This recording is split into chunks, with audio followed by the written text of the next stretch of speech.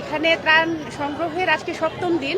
তো আমাদের প্রথম 4 দিনের একটা হিসাব আছে যে 4,39,00,000 টাকা উত্তোলন করা হয়েছে।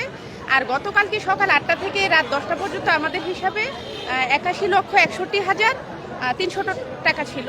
আর আজকে সকাল থেকে মোটামুটি কালেকশন ভালোই উঠছে, এখনো গণনা করা হয়নি, রাতে আপডেট পাওয়া যাবে এটা। তবে এটা দেখ মোটা দাগে কত টাকা 6 দিনে? ওইটা হচ্ছে সব মিলিয়ে 7 কোটি পার হবে, কিন্তু আমাদের একজ্যাক্ট হিসাব এখনো আসেনি, কারণ আমাদের ব্যাংকের হিসাব বাকি, নগদ, তারপরে বিকাশ, রকেট সবগুলোর হিসাব বাকি। আমি যতটুকু জানি যে আপনারা শুরু থেকে ব্যাংক চেকটা আপনারা এখনো পর্যন্ত গণনার আসলে সুযোগই পাননি। জি জি, তো ব্যাংকের চেক আজকে আমাদেরকে নিয়ে গেছে, ব্যাংকের চেক সমন্বয়ক যারা আছে তারা নিয়ে গেছে। তো এটার হিসাব হয়তো রাতের মধ্যে পাওয়া যেতে পারে। কেমন এসেছে? ব্যাংকের চেকও কি অনেক বেশি? হ্যাঁ, অনেক বেশি। যেমন ধরেন আজকে একটা ব্যাংক চেক আসছে 10 লক্ষ টাকা। ওরে বাপরে! এর আগে এরকম ছিল 8 লাখ টাকা, 2 লাখ, 3 লাখ এরকম ছিল আর কি, অনেক। গণমাধ্যমে ফেসবুকে আমি সত্যতা জানি না, আমি একটা ছবি দেখছিলাম যে ভাইরাল, নাম দিতে চাননি, এবং আমি যখন এখানে অবস্থান করি আমি বিভিন্ন সময় দেখেছি যে লোকজন এসে বলছে নাম লেখার দরকার নেই, টাকা দিচ্ছে। আমি দেখছিলাম যে একটা স্বর্ণালঙ্কার অর্থাৎ একটা গয়নার বক্সের মধ্যে সেখানে হচ্ছে যে কিছু হাতের চুড়ি এবং কানের দুল, আংটি রাখা হয়েছে, এবং তিনি নাকি বলেছেন নাম জানা যায়নি যিনি দান করেছেন। আমরা এখনো এই নাম জানতে পারিনি। উনি অনেকে এরকম এসে বলে। ঘটনাটা সত্য? হ্যাঁ, ঘটনাটা সত্য। আমরা ছবিও তুলেছি, ফেসবুকে দিয়েছি।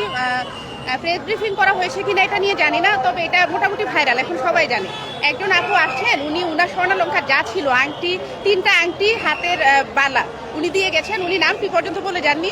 আবার অনেকে আছে টাকা দিচ্ছে অনেক বড় অ্যামাউন্ট, কিন্তু নাম দেখতে যাচ্ছে না। ওনারা বলছে যে আমরা দান করছি, এটা গোপনেই থাকুক, নাম লেখা লাগবে।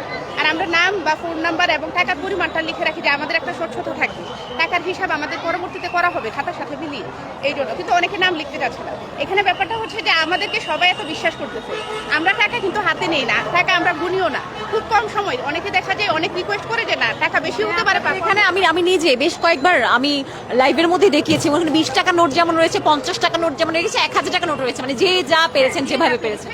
আমাদের কাছে এরকম লোকও এসেছে যে একজন রিক্সা চালক, তার টাকা জমানো ছিল 22,000, পুরো টাকাটা উনি এখানে দিয়ে গেছেন। আবার অনেকে আসে 10 টাকা 20 টাকা নিয়ে বলে আমি অল্প দিয়েছি। আমরা বলি যে না, আপনি এখানে যে অংশীদারিত্ব আছে আপনার, এটাই অনেক, সেটা টাকার অ্যামাউন্ট কোনো বিষয় না। আপনি এখানে আসছেন, এটাই অনেক। দেশের মানুষের জন্য আপনারা প্রার্থনা করছেন বা এই যে শরীক হতে চাইছেন, এটাই হচ্ছে দেশপ্রেমের একটা বহিঃপ্রকাশ।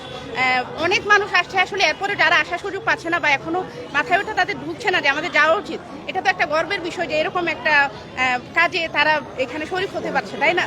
আমরা যে এখানে ভলান্টিয়ার হিসেবে কাজ করছি, আমি মনে করি একজন ভাগ্যবতী মানুষ আমি। এই যে সারাদিন টাকা বুথে থাকি, কত ধরনের গল্প যে এখানে আসে। এই যে স্বর্ণালঙ্কারের কথা বলেন, অনেকে কোরবানির টাকা দিয়ে যাচ্ছে, জন্মদিনের টাকা পুরোটা দিয়ে যাচ্ছে, অনেকের মা মারা গেছে, কিন্তু মারা যাওয়ার আগে থেকে ব্যাংকে টাকা দিত। তো ওনার মা মারা যাওয়ার পরে উনি ওইটাতে ব্যাংকে টাকা রাখতেন, কিন্তু এই ত্রাণ কার্য যখন শুরু হয়েছে উনি পুরোটা ব্যাংক নিয়ে এখানে এসে জমা দিয়ে গেছেন। তো এরকম অনেক গল্প, অসংখ্য গল্পের সম্মুখীন আমরা হচ্ছি, আমরা শুনছি। এগুলো আমাদের ভালো লাগে, এবং কি আমরা হচ্ছে মন থেকে দেশের জন্য কাজ করতে যাচ্ছি, এই সংকট যেন আমরা কাটিয়ে উঠতে পারি। যখন আপনারা ভলান্টিয়ার হিসেবে শুরুতে যুক্ত হয়েছিলেন তখন কি আশা করেছিলেন 6 দিনে আপনারা 7 কোটি বেশি টাকা দিবেন? না, এটা আমরা কখনোই আশা করিনি। প্রথম দিন আমাদের এখানে বুথে কালেকশন ছিল মাত্র 14 লাখ, আর আমাদের বিকাশ, রকেট ওগুলোতে মনে হয় 16 লাখের মতো উঠেছিল।